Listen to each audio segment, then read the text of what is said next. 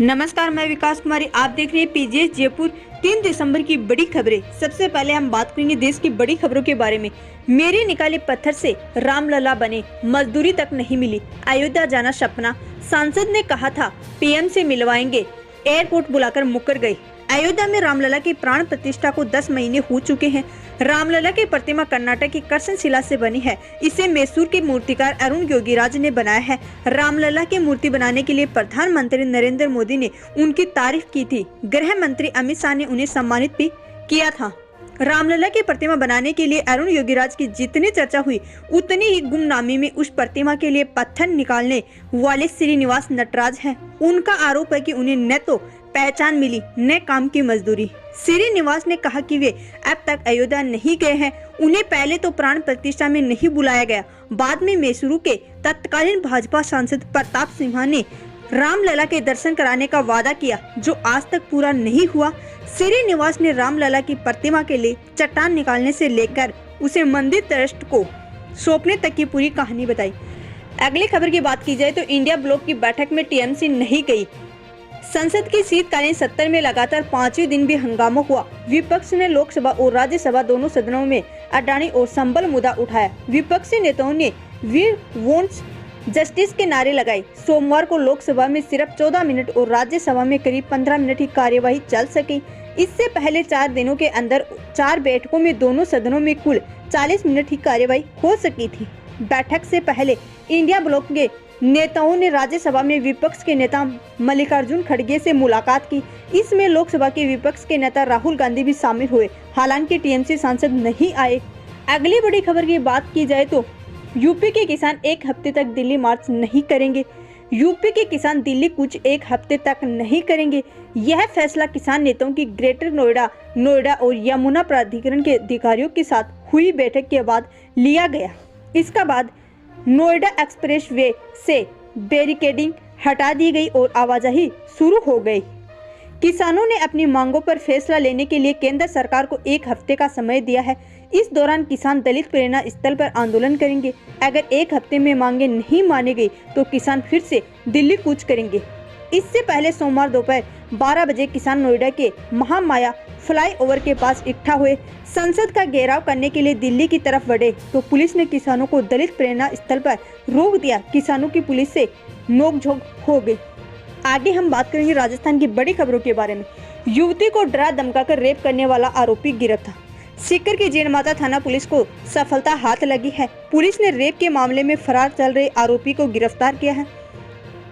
आरोपी के कब्जे से वारदात के दौरान काम मिली गई बाइक को भी बरामद कर लिया गया है। अब पुलिस आरोपी युवक से पूछताछ कर रही है।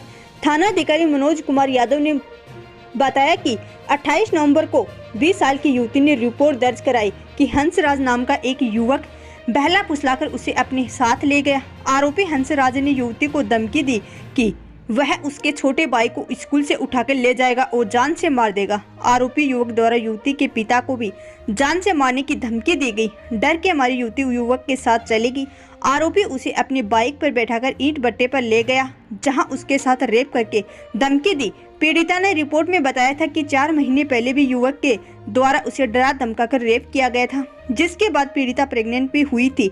पुलिस ने रिपोर्ट पर मुकदमा दर्ज करके मामले में अनुसंधान शुरू किया है। अगली खबर की बात की जाए तो मंत्री खरा बोले, देश में तलवार की नोक पर धर्मांतरण हुआ। यूडीएच मंत्री जाबर सिंह खरा ने अजमेर दरगाह मामले को लेकर सीकर में कहा कि देश में सालों तक तलवार की नोक पर धर्मांतरण हुआ। हमारे धार्मिक स्थल तोड़कर दूसरे धर्म स्थल बनाए गए हैं। खर्रा ने कहा कि यदि अजमेर दरगाह में ऐसा कोई प्रकरण है तो उसकी वैज्ञानिक तरीके से जांच होनी चाहिए। मंत्री सीकर के संघ ऑफिस पहुंचे थे। उन्होंने बांग्लादेश में हिंदुओं पर हो रहे अत्याचारों के खिलाफ आक्रोश जताने को लेकर संघ व भाजपा नेताओं की बैठक ली। अगली खबर की बात की जाए तो राजस्थान में जमीन मकान खरीदना आज से हुआ महंगा। राजस्थान में घर जमीन खरीदना अब महंगा हो गया है। सरकार ने बढ़ी हुई डीएलसी रेट को आज यानी 2 दिसंबर से लागू कर दिया है। शहरी इलाकों में डीएलसी रेट 5 से 15% तक, जबकि कुछ ग्रामीण इलाकों में 50% बढ़ा दी गई है। 15% के हिसाब से 50 लाख रुपए कीमत के एक मकान या भूखंड की रजिस्ट्री करवाने पर पुरुषों को 66,000 रुपए ज्यादा देने होंगे। अगली बड़ी खबर की बात की जाए तो दिमाग हड्डियों में मवाद पैदा करने वाली बीमारी की राजस्थान में एंट्री। प्रथम विश्व युद्ध के दौरान करीब 100 साल पहले वियतनाम के कहर बरपाने वाली मेलिओडोसिस नामक बीमारी की राजस्थान में एंट्री हो चुकी है। यह ब्रैकहोल्डीरिया सुलोडोमेली बैक्टीरिया के कारण होती है। यह बैक्टीरिया इतना घातक है कि दिमाग की नसों और शरीर की हड्डियों में मवाद पैदा कर देता है। पिछले 6 महीने में एम्स जोधपुर में 5 मरीज सामने आ चुके हैं। इसमें से एक महिला मरीज की मौत हो चुकी है, वहीं एक का इलाज अभी चल रहा है। इस बीमारी को पैदा करने वाला बैक्टीरिया चावल के खेतों और पानी वाली जगहों पर सक्रिय होता है।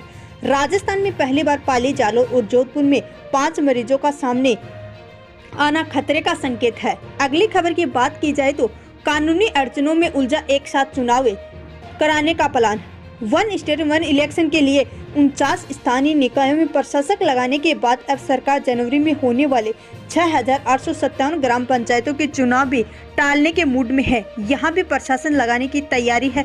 उधर एक साथ चुनाव करवाने का फार्मूला कानूनी अड़चनों में उलझता दिख रहा है। हाल ही में पंजाब में चुनाव टालने पर सुप्रीम कोर्ट फटकार लगा चुका है।